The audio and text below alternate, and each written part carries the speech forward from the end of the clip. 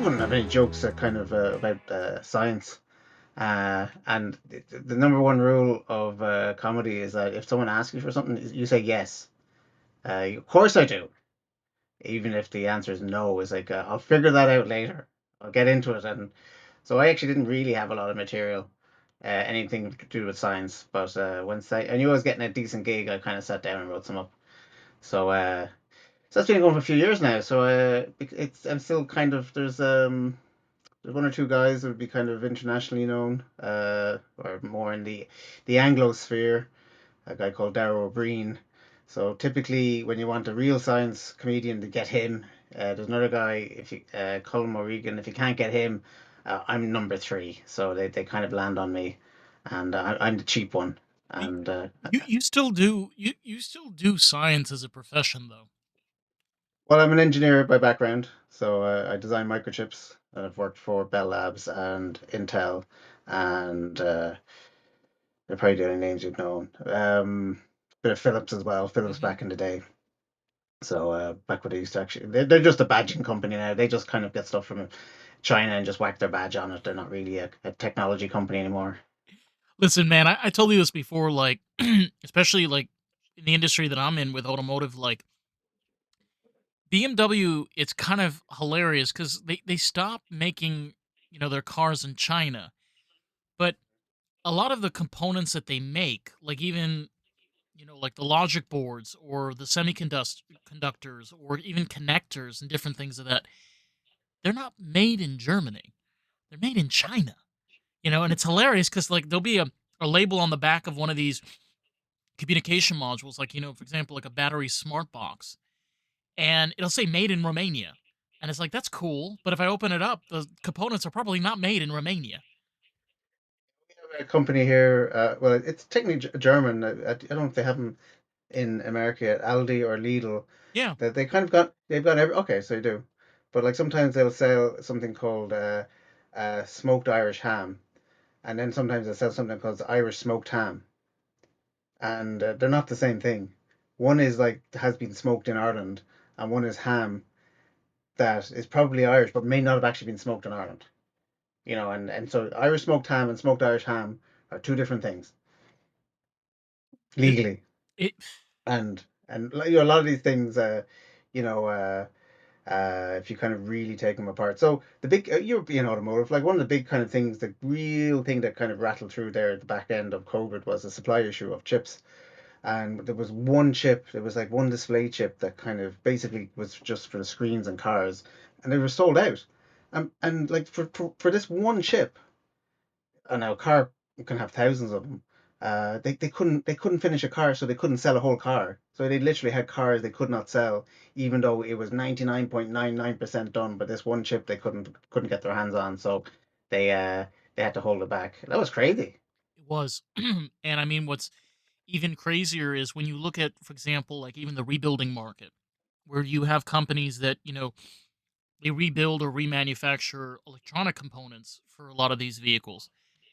They've had to move into manufacturing their own chips because what are you supposed to do? You can't really rely on China to get you all those components and those pieces all the time. They have delays through the wazoo, especially now in the US where you have the tariffs. It's like, is it really realistic of me taking a part that I've been selling, or a component that I've been selling, let's just say 200 US dollars, and now I'm going to probably have to charge like $400 just now how much it costs to manufacture just because of one stupid little piece that's inside there. It's like it's It's a so house of cards built on a house of cards built on a house of cards, yeah, and yeah. as you kind of go into the future. So like Taiwan, if anything goes like that, I hope you like the iPhone or whatever Android phone you got right now, because you could be stuck with it for a while. You're not going to be getting brand new things for a while. But automotive, like, well, I kind of worked in aerospace for a little bit as well, and like if you can kind of sell into aerospace, it's just basically like money fight, because you've guaranteed like a customer for like 15 to 20 years. Oh Like yeah. they have to you when you sell this chip, you pretty much almost have to sell the supply. Like when anytime they make a plane, they nearly have to have all the parts bought for the lifetime of the plane for 20 years. So they'll kind of go out and buy all these extra spare parts in advance before you actually, before they'll even fly it. And each plane, if you can imagine, each plane has got like a warehouse section somewhere, like the size of a small house, with all its documentation and all these spare parts just sitting there waiting for the day they might be used. And it's an insane amount of money. But and if you get in there, it's just like it's like, oh, we're gonna make so much money. But getting in there the first time is can be quite hard. And you know what's so hilarious is, especially here in the United States, it's where you have all this advancement in aviation, and then on the opposite spectrum, you have the towers and the technology that's used to monitor these planes, and they're so old fashioned. They use technologies that are at this point 30 to 36 years old. And I'm like what you were saying, it's like you're investing in this whole warehouse just to keep this plane operational. Especially companies like Lockheed Martin and Boeing are investing in these technologies that cost tens of millions of dollars just to keep up with industry standards. But yet, the same companies are supposed to monitor these planes that they should not crash use technology that is ancient. It's Yeah, but just, it's if you've seen the reboot of Battlestar Galactica, as no, that's nearly 20 years old now. But like the whole reason why the ship survives is because they didn't update the technology. Is like they didn't have networked computers, so that's how the Cylons couldn't take over. So in some ways, like I know this will sound contrary, but they might actually be doing the right thing for the wrong reasons, but the right thing because they're beginning to find now over in Russia like GPS is can be spoofed, can be swamped. I think your one was Ursula von der Leyen. She was kind of flying around that part of the world, and they were spoofing her plane, and they were having to kind of fly by eye. So they're kind of all these kind of technology things that people have been relying on for so long. You can no longer rely on. It's like, how do we land a plane with an instrument landing system working? So what is it? Don't worry, you got the traffic controllers. They've got like these computers from the 80s, so they're not going to fail. God. I think we were talking about this before, like when it comes to even cybersecurity. Mm. You have companies like Stellantis, Stellantis here in the United States to make Chrysler, Dodge, Ram, and Jeep and Fiat. And they have some of the worst security ratings out of any other manufacturer right now. I mean, it is so easy to steal one of these cars. Like, because the amount of technology they put, this is the problem too. They put technology in their vehicles that are coming from all these other different nations, these other different markets that know that they can take advantage of this corporation because they're going to look the other way anyway. That they're able to literally create a vehicle that is perfect to steal. Like, if you need a spin-off or like an example, it's like buy that. That's if you want to get your thing stolen, that's what you need to buy. Yeah, so I was working on an idea a few years back. It's essentially what like the Amazon Ring Yeah, yeah, kind of yeah. idea.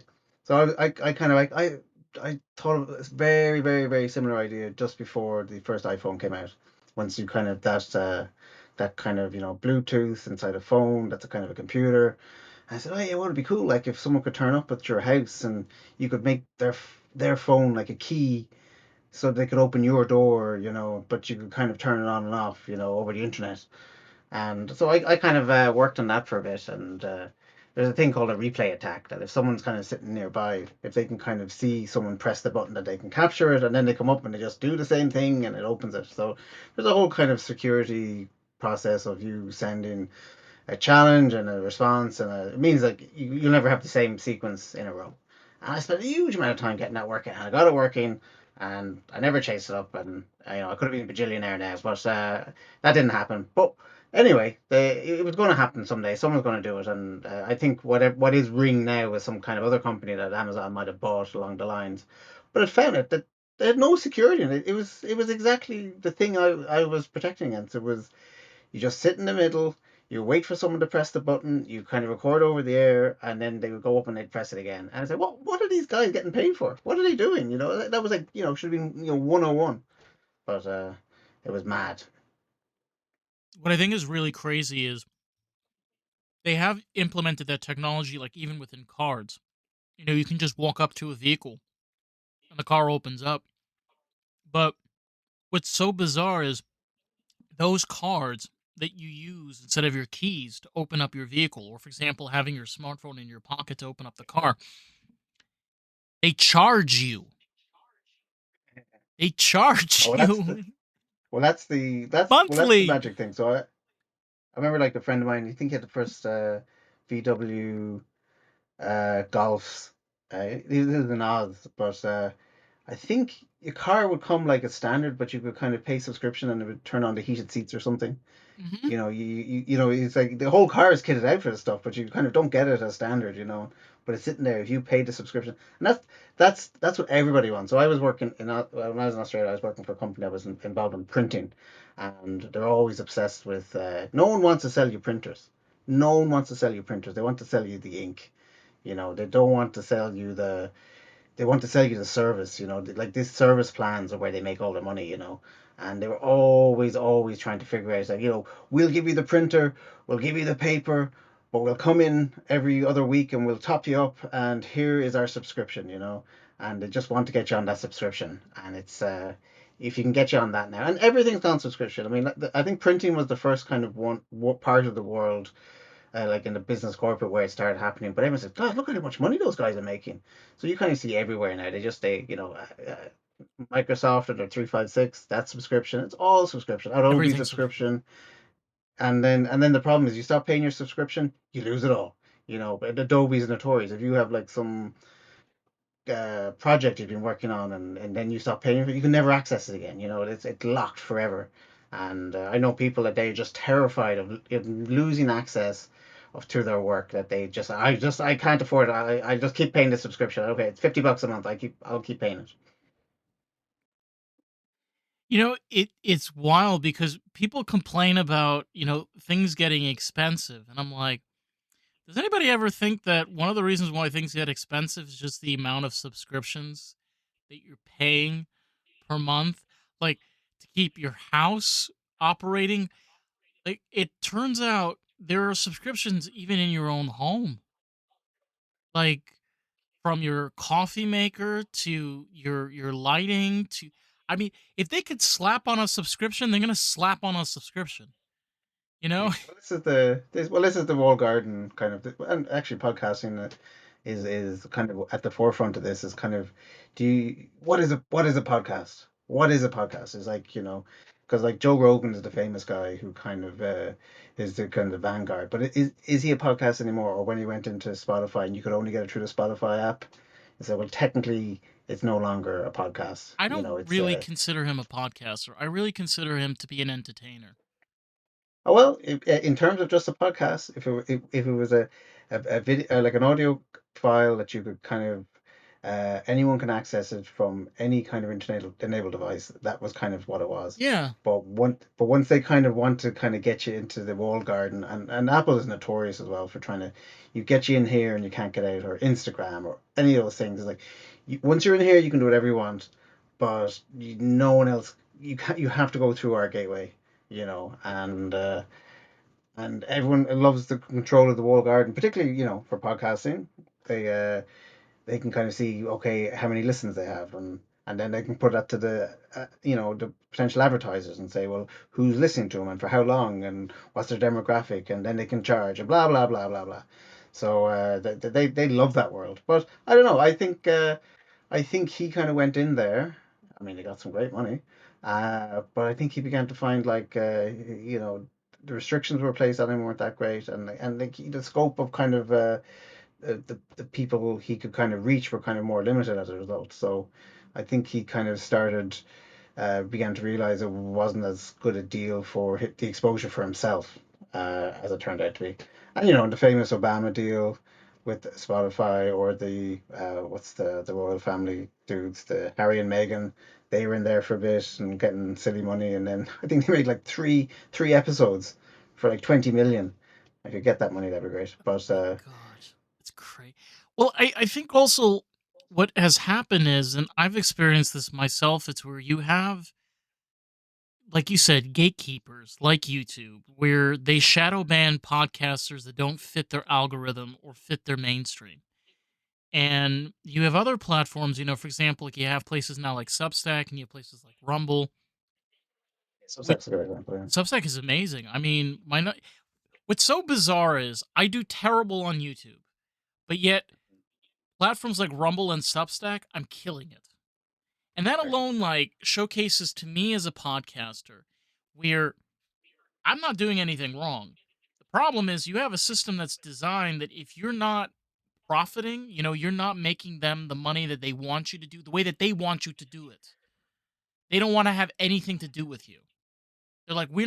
Well, we're not going to push yeah. you. Well, look, I have a buddy of mine. He's been chasing his what, 10,000 subscribers. Or no, it's just 1,000. I think it's 1,000. And at 1,000 you can monetize. And he spent over a year chasing it, or trying to figure out the algorithm. And he was kind of doing movie reviews, but do you do movie reviews of the fresh and bright new movies, or do you do something more classic? Or he's a bit of a sci-fi nerd like me, so he kind of would be more at, on the sci-fi horror kind of side of it. And he kept like trying, like because he kind of got a bit of notice, so he's starting to kind of get advanced copies. And he sort of said, you'd think, okay, the brand new movie that's coming out, maybe that should get a lot of views, but there's like about 50,000 other people reviewing that movie, so it kind of, you weren't getting as many hits as you'd think, even though you might have a review out just before it came out in the cinema. But but trying to like figure out the algorithm and stay ahead of it, it was a nightmare. But anyway, eventually he did get to his 1,000, he did monetize, and then he found out like his all his numbers just went weird. Like he was now he was inside their ecosystem of, you know we're giving you money, so you have to, you work for me now, this type of way. And he said like all his numbers are up now, and he can't figure it out, and he can't seem to kind of get anything like the type of viewing numbers he used to get. This is why, like, it's very much a double edged sword. You know, you have to be able to figure out a way of being able to make it work for you. You know, it's nice to be able to monetize and it's nice to be able to have that level of control. But if it's not under, especially these days with podcasting, if it's not under your terms, where if I, as a podcaster, was forced to interview artists that I didn't want to interview, I wouldn't be doing this. One of the things that I love doing about this is I get to be able to talk to people that I want to talk to. I get to have the conversations that I want to have conversations with, you know, and that's something that I think we relate to very well. It's like, it doesn't have to be the most exciting thing, even like people are like, oh, science is boring. I'm like, to you it's boring. To me it's exciting. It's like, I look forward to work on electronics on cars and people are like, are you nuts? And I'm like, I like it. It's fun, you know? But But I have this thing. I've been working on something recently. I know it doesn't sound sexy, but I'll do timing, like very exact, like precision timing. We're talking down to the nanosecond level of time. Bang, bang, bang.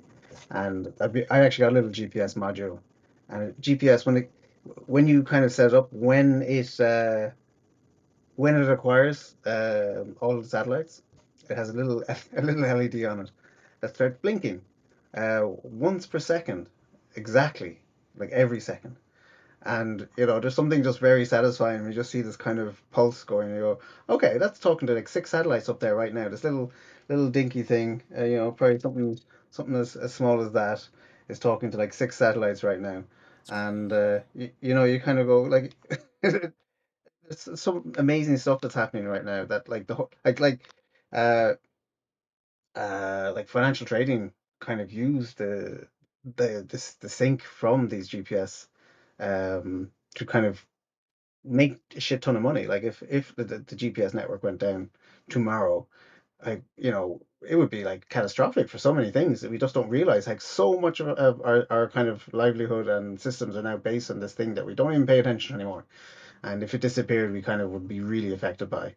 But it's like that. I kind of do mainly microchip design, but I work in the area it's called emulation, which is where we take a design before it goes to manufacture in like TSMC, That's 12 places. And we emulated on a thing called an FPGA, which is a kind of a very special microchip that kind of can pretend to be other microchips. And I've been doing that for a few years, and it's kind of fun. It's sort of when it works. But I always like, you ever watch those behind the scenes of like big budget movies where you have the VFX guys on, and they're like, oh, we're doing this, we're doing that, and then they'll always say something like, but if you can see my work, that means I'm not doing my job. And it's like that's kind of it. If anyone kind of if I'm kind of getting in anyone's way, if I'm causing any kind of friction or my work isn't kind of just kind of making like people's lives easier, then I'm not doing my job. So that's kind of the but a lot of people just like if you're doing your job, it's like what did you didn't do anything. It's like aha, you thought that, but God. No, and what's interesting is how much how much that goes into it, because a lot of the times when you're working with things of this nature, there's a lot of intricate work that has to play. There's a lot of trial and error. You know, you can't just one thing that I think that's really fascinating that people kind of have lost and understand is these days when it comes to engineering, especially when you're dealing with the way how electronics are set up. For example, you have household appliances, or for example, you're doing more commercial appliances in that nature. You're even implementing something even like in regards to software. There's so many trial and error. There's so much process and of elimination that takes place in order to get there. That the immediate thing is like, ugh, boring. Just show me like the final product and result. It's like you're not understanding. In order for you to get the final product and result, you have to do all this shit beforehand in order to get there. That's the grind. well that's the job, and Yeah. it's not really what you're taught. Like uh, I went to college, got a degree in electrical engineering, but you're not really taught like how to debug a problem per se. You're just like you understand like the kind of the fundamentals, but it's like okay, you turn up like I think every problem I ever deal with starts with the phrase weird, that should work, and then Yeah. that could be like 3 weeks of kind of trying to figure out what went wrong, but the yeah, it is amazing just like how there's so many layers built on layers built on layers, um and so many people now have to pull together. I mean, it's huge business. I mean, we I worked on a I was with a Irish company that had got acquired by Intel, and then I'd say we were working on one chip that kind of had the guts of three 400 people working on for one chip. So it's kind of very hard. I mean, that wasn't just the chip itself, it was the software and everything that's on top of it as well. But it's just no one kind of has that kind of clout, or small companies don't have that type of clout to kind of pull that many people together to work on stuff anymore. So that's why you only hear like the Nvidias are kind of what 4 trillion, Apple up around 3 or 4 trillion. These are crazy money. You begin to sound like Dr. Evil now. I want a Yeah. $1 trillion. Um, Apple though, it's kind of strange. They're no longer a technology company.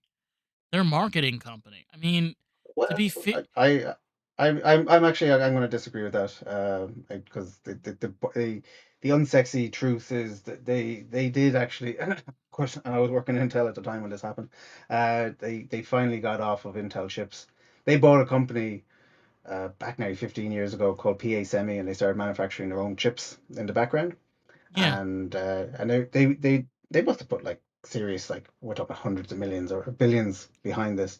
But then about 4 or 5 years ago they said, right, Intel, you're out, and they swapped in this brand new chip that was their complete chip, and it was called the M1, and it was they must have been like doing this in the background for like 4 or 5 years, but it came in, and now that all their iPhones and all are now on this Apple produced silicon, and that Yeah. was actually, they probably will do studies on like how they effectively transitioned, because one thing you don't want to do is piss off your customers, and Which they they've they already didn't. have. But yeah. Well, for this they didn't. For No, this, they swapped it in, and it was so kind of smooth that no one really noticed it. So it was quite impressive, that one. It is. I mean that. Not that I have an iPhone. No, well, I mean, you're right though. That is one thing that they have definitely. But what I'm talking about also, like besides, is as a company in regards to design and infrastructure from start to finish, in regards to the products that they're pushing out and they're implementing. A lot of it feels like it's still coming from other brands and other manufacturers. Apple really hasn't technically made a new product. For example, you're right. In regards to the internals, those things have started becoming more and more in house. But as a whole, as a brand, Yeah, I was chatting to a friend about this recently. I always thought like the best time to be Apple to have a company like that was when they brought out the iPad, because they had something like, I don't know, a stupid amount of like 50,000 or 100,000 people pre-order a product that didn't even know what it was. They said, we're going to release a product tomorrow. What is it? I'm not telling you. 50,000 people said, oh, I still want to buy it. And I do think there was something about this tablet that there was the kind of the last real major innovation that they kind of forefronted. Now he contradicted me, and he sort of said, well, the AirBuds were kind of something innovative as well. And I'm kind of like, really? Like, wasn't that kind of in? Now, I've never seen them, I've never used them, so I don't know if they're that kind of any different than other um, those wireless buds. But he feels that that was their last big one. But even that, I think, is like over 5, 6 years ago. yeah, I mean, it's weird because there's so many different added elements that goes into, like one thing that really stands out to me is like when you go back even further, there was a period where Apple made, which was called the lamp iMac, where they made this iMac that I don't think it was an iMac back then. I think it was still like their iBook series. Um, it used this basically the same component from their iBook series, and it was basically this disc, and there was this metal pole thing that was sticking out, and the screen was pivoted on there, and just Oh, I know. Yeah, the yeah, I know. engineering that went into that thing, and I'm just like, when has when has Apple ever made anything like that since? You know, and yeah, it was like absurd and didn't, doesn't have any like real like it's just design, but it's just an incredible piece of design. Just to think about the amount of Some people like that though. I mean, there was a TV show in the UK called The Grand Designs. I don't know if there's been an American clone of that, but the main guy who presents is a guy called Kevin McLeod. He's an English designer, but he kind of they did an Australian version of it, and he came over to Oz and gave a few talks, which me and my wife attended. Now she just absolutely adored him, and we met him, and I kind of said, "Oh, Kevin, this is my wife here. She loves your show, and she would love for us to do a renovation for you to turn up and say it looks like a car park, you know." And he goes, "Oh yes, I've done that a few times." And she just turns and goes, "Oh no, I've seen it." So she was kind of smitten, but he gave a talk, and he was kind of going on about like that kind of iconic, that the candy color stuff that they were doing. Uh, I think it was first with the IMAX and then with the yeah, yeah, yeah. Nanos and stuff. That wasn't them. Like that was some other thing that kind of had happened in the '60s that they kind of copied. And I forget exactly what it was, but he sort of said, "Look at this. Does this look familiar?" I said, "Yeah, it looks like Apple." I said, "No, this is from like 1964." And even the kind of the curvy edges that they kind of the original iPod had, that kind of obviously went into the iPhone and is still kind of there. That was some kind of very specific curve that he also kind of lifted from some other 1960s kind of iconic thing as well.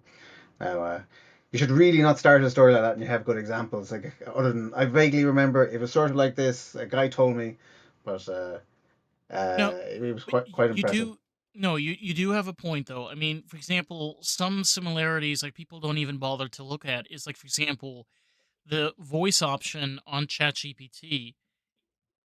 If you really think about it, it's a copy and paste of HAL from 2001: Space Odyssey. That Well, you and re- me, dude. You and Yeah, me. That's just like it's sorry, Dave. I just can't do that. You know, yeah. uh, that was my exit. That was almost my kind of critical error, and I put onto a computer. I went back on the first time I could do that. You know. But you know, we do copy a lot of the times things that are from the past, and I think a lot of the times it's just to allow consumers and people to still be comfortable with the products. You know, there were times in the past where we mentioned about certain technologies that now that they exist, and it's very eerie in how they exist, but they're still very reminiscent of like the futuristic designs of what they were in the past. Like obviously they're not exactly like the 60s. Like the 60s was like people are going to be living on pills and people are going to live on Alpha Centauri by the year of 1999. I'm like none of that ever happened. Oh, fuck all that, right? No, I'll tell you the big problem I have with the predictions of the future and the reality. Okay, so I'm gonna be 50 next year, right? Yes. I'm still in pretty good shape. I still do mountain biking, you know, my knees haven't gone yet. But in 1989, they had Back to the Future 2, and in Back to the Future 2, they had hoverboards. And in 1989, I was 13, right? And I wanted hoverboards, you know, those floating things. And it's just like, yeah, it's only a matter of when, not if. And here I'm like facing 50, and I still no hoverboards. And I've got about 10 years those things need to turn up because if they turn up in 10 years, there's no point. There's no point because I'm not going to be able to go on one, you know? So it's a complete waste of that time, you know? I mean, I think today technically we could make hoverboards. It's not a technology that we can't accomplish to make. I mean, I'm sure people will come up with excuses as to why you can't, but they did make the shoes where it has retractable shoelaces. I don't care. I want the hoverboard. Where's the hoverboard? What do you think? Do you think from an engineering perspective that we are in a technological place in time that we could make something like that? I think we can. I don't know. I think that kind of repulsive effect, I don't think we have quite yet, except maybe in a very specific environment, like a nice rink where you have a kind of an area that's kind of magnetically treated. But there's other stuff. I mean, you know, it kind of the banality of the stuff that we kind of get used to is kind of is freaky. Um, FaceTime. They dreamed about yeah, that in the just 60s, and we have that yeah, but now. all that sort of stuff. But like you know, like it's jetpacks, right? Jetpacks is always the one that they kind of go on about. But like jetpacks do exist. They Yeah, actually exist. yeah, But they're just like so expensive. But you know, there's one day I think I was like, what was I doing? I think I was just doing documentation for some requirements or something banal. You know, it's the kind of the unsexy side of the unsexy project. And then I saw a video about like some guy or like some rescue service in the UK were trialing jetpacks for rescue for on mountains. You know, mountain rescue. I said, what am I doing with my life? Right now, people are using jetpacks to do something, and here I'm doing like requirements. You know, I need to, you know, up your we need to game. kind of, we need to like reappraise what's going on. You know. But you know what though? It's kind of the sentiment of its time. It's where I'm sure you've realized this also in your career where things used to be a lot more difficult than it was 20 years ago has become increasingly a lot more easier to do now. And yeah, there's Yeah, been like but you get the cruft of that. It's sort of, you know, when I we used to kind of do verification of stuff, and you were it was expensive, so you had to be considerate. And because of that, you yeah, kind of didn't really kind of go heavy at it unless you was something. But now you just like you got all this compute power, just I just throw everything at it, and then you just get like screeds and screeds. You just get absolutely snowed with information, and you can't, you know, it's all there, and like 90% of it's like everything's great, you know. And you're trying to kind of get through it all, and it's like you know, if you kind of sat down and maybe kind of thought about it like the way you used to, maybe you know you would find you don't have as much work to do. That it's actually not as good as you think. But there's this kind of thing. It's just sitting there. We'll just throw it at it, you know. So I'm experimenting with AI right now, and I'm not impressed. I am seriously not impressed. I had a test, an existing test that I want to translate into a different format, And I told it, like, just translate this from this to this. And it couldn't pass this one test, so it deleted the test. I said, whoa, whoa, whoa, whoa, whoa, whoa, that's not how we do it. That's not how we do it. It's like, oh yeah, I couldn't get it to pass, so I got rid of it. I said, no, no, no, no, no, that's what I do. Computers don't do that. So now you're kind of, you second guess it all. It's like, what else is it messing up? What else is just saying, oh, too hard, won't try. You know, it sounds like that kind of surly intern you get. It's like, oh, I was working really hard, but I wanted to go for a smoke, so I never got back to it. It was like that kind of level. Mm. No, and it's kind of baffling because people are they put the level of how onto AI, and I'm like one of those individuals that I'm like, it's it's not that intelligent. I mean, we think of it as being like superior, but really all it is, and I've even spoken to like even a programmer, it's just a over glorified language algorithm. That's what it Well, is. it's a predictive algorithm, Yeah, and it is the most average answer of the most average. Is basically the center of life.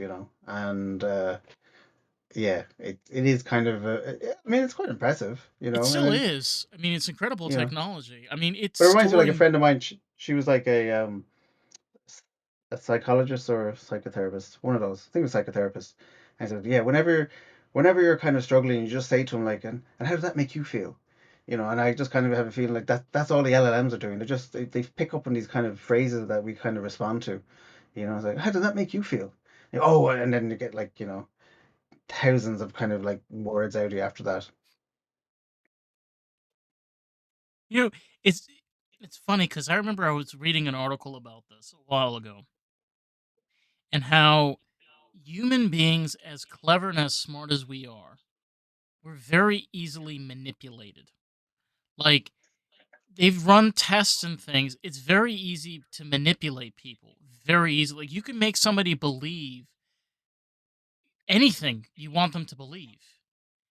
With the right amount of information and the nice amount of expertise and all of that. It's like, I'm not saying that we're stupid in any shape or form, but it's still that understanding that like we're still very naive creatures. We take things very much at face We're value. trusting. Like, I had a bit of exposure to crypto back in the day, and not that I'm going to advocate for crypto. I'm just going to say it made me realize that actual money is kind of, when you really, really think about it, insane. It doesn't exist. It actually doesn't exist. It's just a No. kind of a an imaginary idea we've all decided to agree on, all of us. And because we all agree on it, it exists. And it's just mental. And you kind of start pulling it apart, and you kind of like, okay, but I've got money in the bank. He said, really? Have you seen it? Have you ever seen it? Last time I saw a paycheck, I was like 21. And after that, it all went online. I've never seen a penny. I meant to have this. I don't know how much I have. If I turn up in the bank, will they give it to me? But like, everyone kind of is just believes it. And unfortunately, being someone like me who says this, like, you're actually breaking the reality of it. Yeah. And I mean, there's so many other things like that. no, but you touched on something that's really true. And nobody thinks about this for a second, but all the bank is doing is when you see in your bank account, let's just say, it's showing that you have, 1,200 pounds, or 2,000 pounds or whatever the amount is. And that's what they're showing you. But the reality is the bank, every single time you put money in your account, takes your money and uses it. Yeah, They don't, it's fractional reserve. Yeah, it's no, but everyone knows that that's how it works. And it's like, they're that's okay the with it. famous the Yeah. famous thing. And like, yeah, everyone points to Mary Poppins. There's an example of a bank run. Someone says they're going to buy something for a penny or something, and then everyone goes to the bank and takes out their money, and then they find out, well, the bank doesn't have all that money. And it's sort of, yeah. Anyway, that's my gateway in to kind of try and make people understand that that's an imaginary world that we all agree in. So other imaginary worlds kind of exist as well that we all kind of agreed in. And because the state is going to look after you. That's a responsibility, and mostly it does. Like I can't speak too much of what's happening in America because I don't live there, but we've had some cases in Ireland where the people have rang the police and the phone network has just been overloaded, and either a police officer hasn't been sent out or an ambulance hasn't been sent out for someone who's like been in a medical condition, and I think that there's been some deaths as a result of that. So that's kind of violated the kind of the social contract that it works, and people go, well, those are mistakes and they can happen, and but as we move into like a greater technology world, that these things aren't supposed to happen as much anymore. No. So No, and the opposite effect of what's happening in the US, and I've had basically a conversation with somebody about this, is there's an illusion here in the US of what's called cheap. So there's this idea of you want to work somewhere where you get paid well, and then your rent or your mortgage is cheap, but it's an illusion because these states here in the US that quote unquote it's cheaper to live, the governments have figured out ways of making it more expensive. So they'll be like, oh, it's tax free. But then they'll figure out other monopolies of taking your money away from you, either by having where so groceries will cost more, it'll be harder to get mortgages, property taxes won't make any sense. You'll have, for example, even warranties on your home, right? Like, example, I'm here in Florida. There'll be warranties on this home where you'll have, let's just say, quote unquote, hurricane insurance, but they won't cover if there's flooding. You have hurricane insurance, but won't cover because you don't have flooding. You only have hurricane insurance. it could just be the wind only ones. It. Right. And I'm like, I don't know about you, Dave, but it's like, when you have a hurricane, there's something that happens when a hurricane happens. Oh, that's right. It floods. Right? Yeah, well, I don't know. I've only like we don't get technically don't get hurricanes over here. We get a ricochet. I think we got one or two ricochets over the past like 30 years. But I was in one hurricane in Ocean City, Maryland, back in '96, and It's been a minute. I don't know. I didn't. Did you know this about? Let's see how you know about America. Do you know the highest point on the eastern seaboard from? I think it's all the way from the top of Maine down to Florida. Um, I would say the Adirondacks, but it's probably No, no, no. not. I mean on the coast, on the coast. The highest point? Yeah. That's a great question. I would think I mean, Maine. no, it's in New Jersey. It's Highlands. They're just the back of Sandy Hook, Really? and like that means the whole East Coast is pretty much just flat sandbar. You know, it's always going to flood. You got like no cliffs there at all along there. No. And like when I was in Ocean City, I don't know if you know it. It's kind of like a Yeah. big sandbar, It's near inlet. and I think Ocean City, yeah, well, New the Jersey. inlet. Yeah. No, this is Ocean City, Maryland. Um, it has an inlet, but that inlet didn't exist until 1930 when a hurricane blew through it and kind of smashed it open. So it's when I was there, I think it was Eduardo came through, and I remember we woke up and the whole boardwalk was like shredded. It all being kind of tons of kind of planks being lifted. My God. It's wild because the more you talk about technology, you think that here's another thing that marvels engineering, right? You build an entire city like Miami. It's built on marshland. It's built on swampland. So there's no bedrock underneath. It's just very thick amount of sediment and mud, and then there's just straight ocean. There's nothing underneath. There's no rock, Yeah, nothing. right. And then these engineering geniuses think, you know what we should do? We should build skyscrapers. That's what we should do. We should build skyscrapers. And it's crazy when you drive through Miami, the amount of streets that are like this, and then one's cracked like this, one's cracked like this, a building is tilted like this, one building is tilted like this. I'm like, did anybody did anybody I, think before well, doing any of this? I'll give you some of it. Like I'm originally from a place in Ireland called Cork. Cork Okay. is is Irish for it comes from the Irish corcig, which means marsh. So and the whole city is built basically in a river delta, really. And for like it's nearly 800 years old. So this is not kind of a recent a recent invention. And when I was a kid, when I used to be walking home from school and you have a high tide, you would see kind of the river like bubbling up through the cracks in the street. And they still don't get it. Like they a few years back, okay, this may be going back about 10, 15 years, they built a brand new um, extension to the university near the river, and they had a kind of a computer lab in the basement, a brand new computer lab with all new kit, and then of course they had this massive flood, and the whole place got wiped out. And it's like, but where is the surprise? The place gets flooded all the time. It's been getting flooded for like 800 years. So Yeah, that's genius. Let's waste money on technology and computers that cost money and put it in a basement, in a place that's built on At least marshland. at least put it in the penthouse and on Yeah, top put it of on the the roof or top something. floor. Like, my God. You know, Anyways, look, I no, anyway, my point is this happens everywhere. It's like there'll always be some excuse. Oh, it won't happen this time. I don't know that last those other 157 times, fluke won't happen again. and man, I'm sorry to go back into this, but one of the things that drives me crazy, you have engineers that design vehicles, for example, even like Subarus and Audis. You have this whole same thing with Land Rover, and they put things in places, and I'm sitting there and I'm like, why did you do that? I'll give you a great example. Some Audi vehicles have where they put the starter for the vehicle behind the engine on top of the transmission. Okay, So you have a component that's already exposed to an immense amount of heat. Okay, it's a starter. Gets an immense amount of voltage that goes in through there. It gets hot.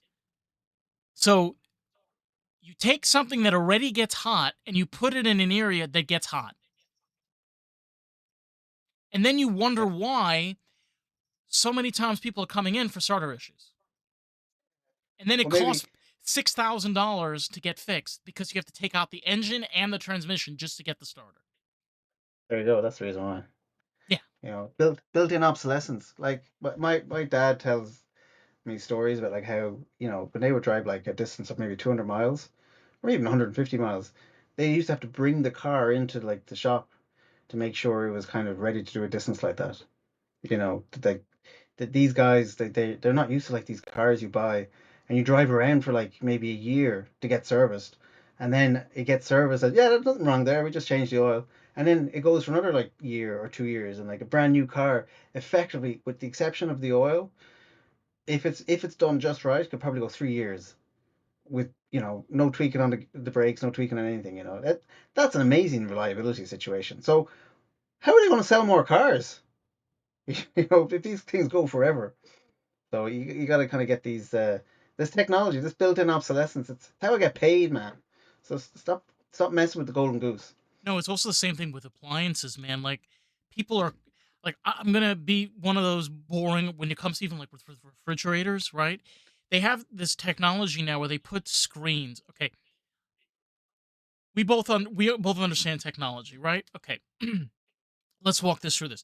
You have something that's cold that creates moisture, and you put a giant screen on this thing that collects moisture and gets cold, and you wonder why the screen has problems and it glitches. Uh, well, you're wearing glasses, right? Right. I don't wear glasses anymore. I got my eyes zapped years ago. But particularly in Ireland, I used to always be that curse. You kind of go into like a pub from a cold, from being cold, Fogs fogged up. up straight away. Yeah, that was always a pain in my ass. Just cold glasses inside into a humid environment. It's crazy. And again, man, it's like we have technologies to combat this. But then the problem is you got the engineers that design fogless glasses, right? But the lenses for fogless glasses cost 10 to 15 times more than a regular pair of lenses. So if, for example, a pair of lenses, I'm going to use British terminology. Say a regular pair of lenses will cost you, 35 quid. The same lenses that are anti-fog can cost upwards of like 245 pounds. It's the same lens. All they're doing is putting on a coating. And for some odd reason, that coating is now worth like a stupid amount. I'm like, it, I want to get into that market. Yeah, let's get into that market. Yeah, Let's sell that liquid. but well, but if you can find your market, you can like here's my killer idea, right? Killer Yes, idea. I'm bringing it to you, and anyone who wants to get in on the ground floor, I'm taking VC funding. With AI and the rise of like cameras and identifying people, being able to kind of track people, I think there's going to culturally be a rise in people wanting to wear masks, just kind of full face masks so they can't identify your face. But it'll be kind of people still want to be stylish, of so the course. people. So there will be a big market and people just kind of wear like a bit like those anonymous masks, and people will kind of that will become the new thing, and it'll be like the ringtones. People buying ringtones like 20 years ago. These masks are just going to explode. So I'm taking money, I'm taking investment. You get in at Dave's Masks. You can go in that, and it's going to be huge. It's going to be huge. I gotta ask you. I mean, we've been talking like this whole time. I know that you have a website. I know you also do podcasting. You do also comedy. Yeah, Um, yeah, yeah. do you you still do podcasting full time, don't you? Oh, I've been on a break. I had two podcasts. I did a technology one with a good friend of mine. He and I kind of are on a similar wavelength, and it was weird. We actually was unusually popular with our friends because like you tell people you do podcasts, you go, yeah, great. They say, well, yeah, well, here's the link if you want. Yeah, yeah. And they never listen to it. No one ever listens to your podcast, not your friends. They might go, oh, yeah, or they might listen to one.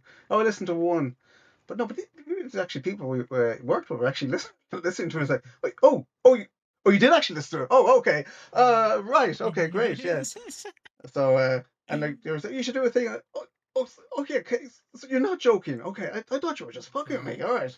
oh my So god. that was one. Should get back to that one. He got quite busy. So, and another one was comedy, uh, based, but I was kind of more interested in. So I'm kind of Irish, but grew up on American and UK TV.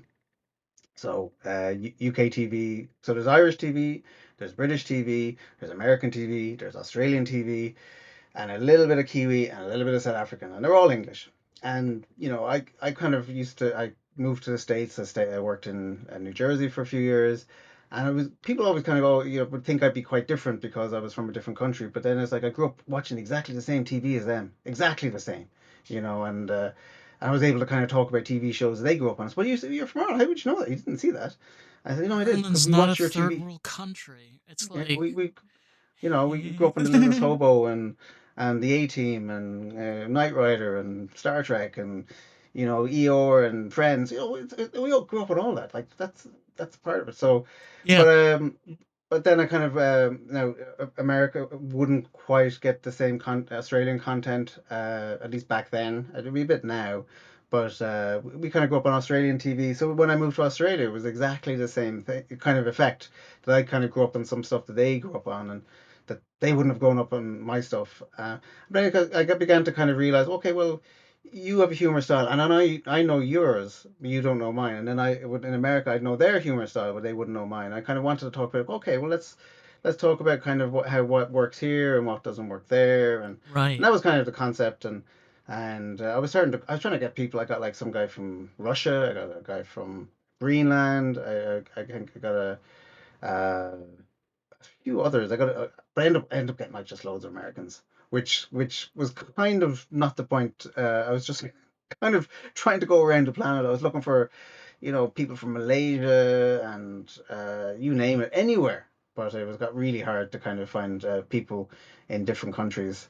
So I would love to kind of go back. I'd love to kind of get just one from every country and just kind of go around the world because they always go about the French like in I know Jerry Lewis. That was kind of always the cliche about like what the fuck are they laughing at, you know? But there was always like a weird kind of thing that was different about a culture, and once you kind of could understand what they were enjoying and how it was different, you kind of go, okay, I kind of get them now, and kind of I can kind of align with them better. Yeah, So so I that love was kind that. of because like You're Americans are a bit more bombastic. And, we're great, we're confident. Hey, I can do it. You can do it. Everyone can do it. Whereas Irish people, no, no, I couldn't do that myself. No, no, no. And then the Aussies are kind of, they're a bit more kind of confident. Oh yeah, well, we'll see what we can do. But they're less kind of bombastic. But yeah, we'll get it. You'll get it. different environments. And I think that's honestly Mm. something really cool, especially like with podcasting and even with comedy. Even if it's, for example, engineering comedy, you But that's not my main thing. That's just kind of where I landed. no, but honestly, it gives you an upper niche. It gives an upper hand in the sense of where you have an understanding of different cultures. Being able to Uh, explore into those different avenues. It's like Well, you that would be where my comedy came from. So I'm an Irish person, but I'm an Australian comedian because I started there, and I started performing as that kind of observer of a culture who's not from the culture. That kind of was my style. I'd lived there for I think how long was it?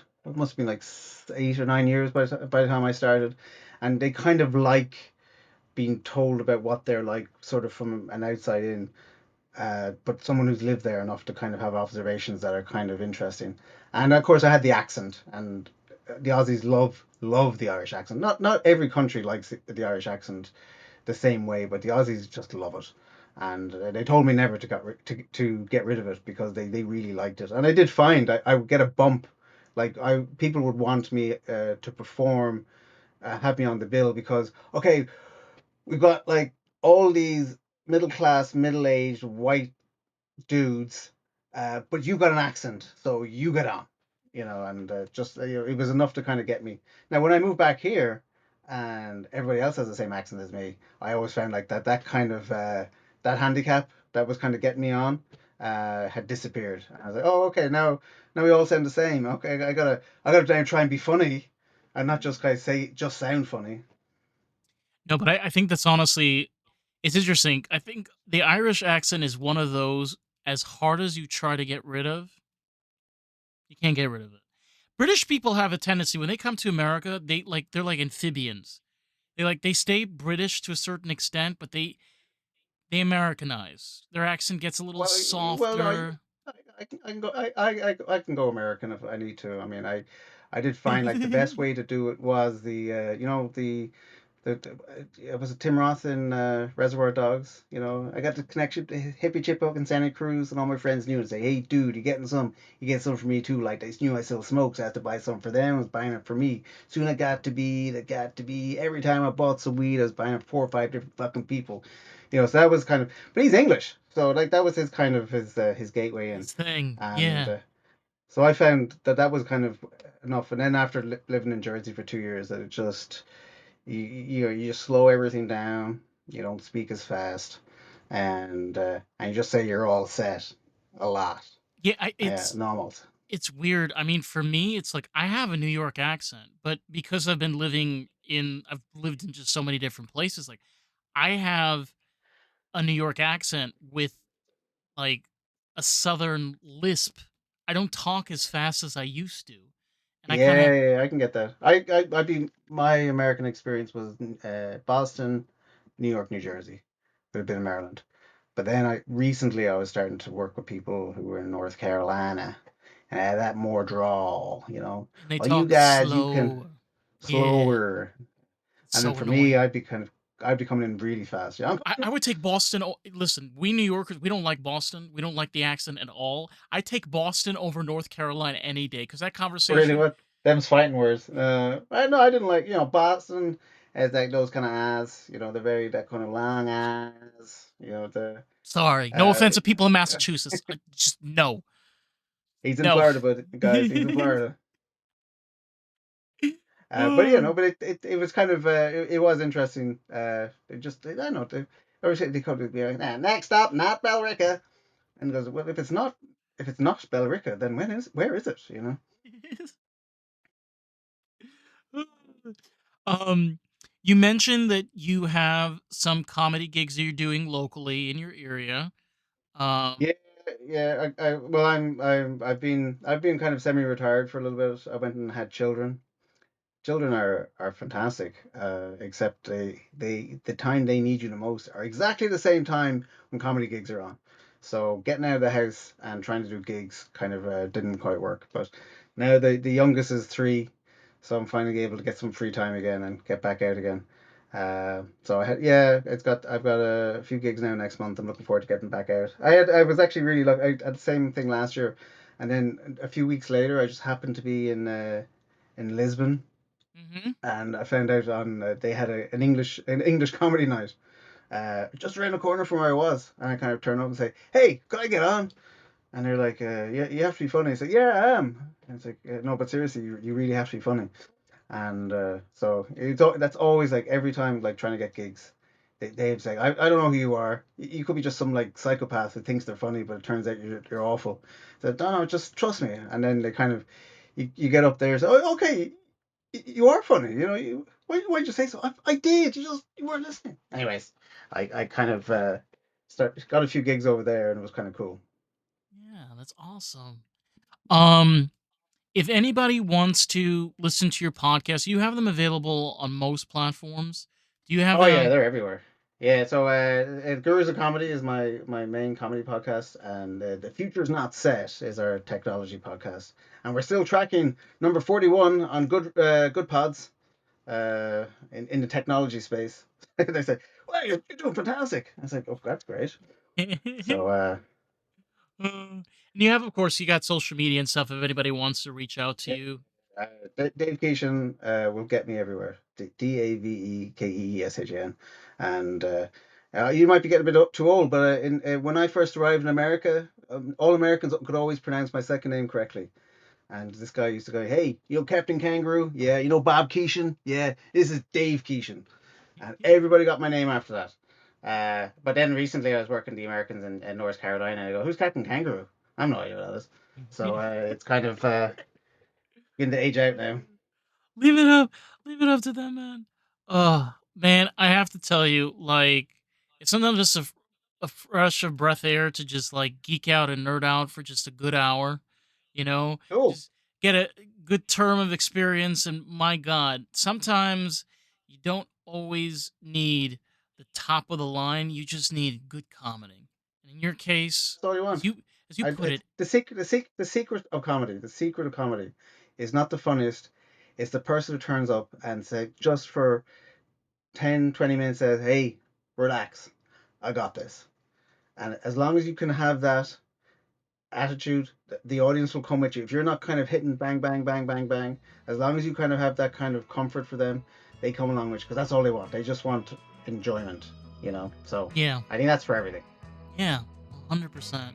Well, listen, man, I really appreciate you taking the time and talking with me. And again, like, getting a little bit with specifics with things, especially different industries and stuff, and hashing Yeah, out some you good, may have to fun cut. story. You may have to cut some of that out. They're going to lose the audience. What the hell is that all about? Sorry! Sorry! I'm going to make sure I'll leave your links and everything below. So if anyone wants to check out your podcast, check out your work. And I'll, of course, Brilliant. obviously, like, tag you on social media. So, Sweet. but Yeah. yeah, again, thank you so much, man. And anybody out there, if you want to check out more of the podcast, you can find us at Lost in the World Pod. We are on Rumble and we are on Substack. So with that, the fuckers, catch you. All right, peace out.